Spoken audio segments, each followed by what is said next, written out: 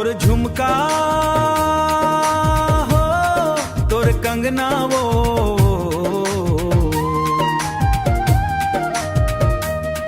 तोर झुमका तोर कंगना, तोर झुमका तोर कंगना मोला पागल बना देथे।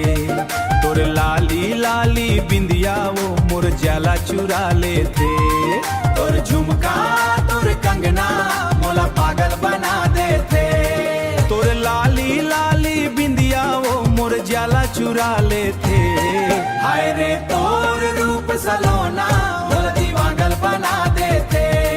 तोर झुमका तोर कंगना मोला पागल बना देथे। तैं जब चल थस लचक लचक के गोरी गली खोरमा, तोर पैरेरी के छन छन बाजे मोर जिया के छोरमा। तोर पैरेरी के छन छन बाजे मोर जिया के छोरमा। तोर हंस दे थस मंद मंद वो मोर दिल मा बिजूरी चमके। तोर गजरा के खुशबू गोरी चारों कोते खुशबू गोरी चारों कोती महके।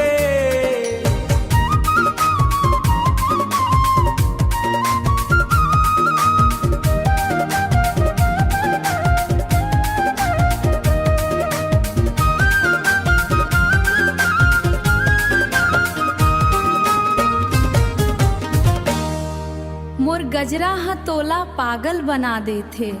हाय रे तोर तिरछी नजरिया मोला घायल कर देथे, मोला घायल कर देथे।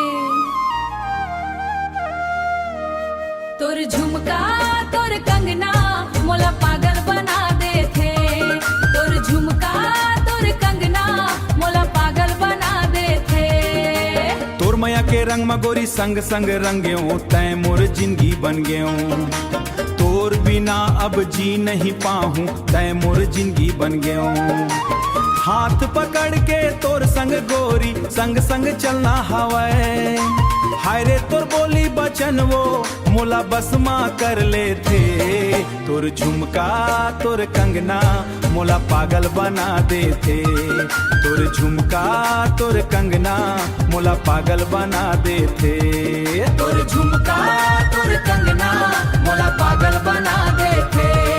तोर झुमका तोर कंगना मोला पागल बना देथे।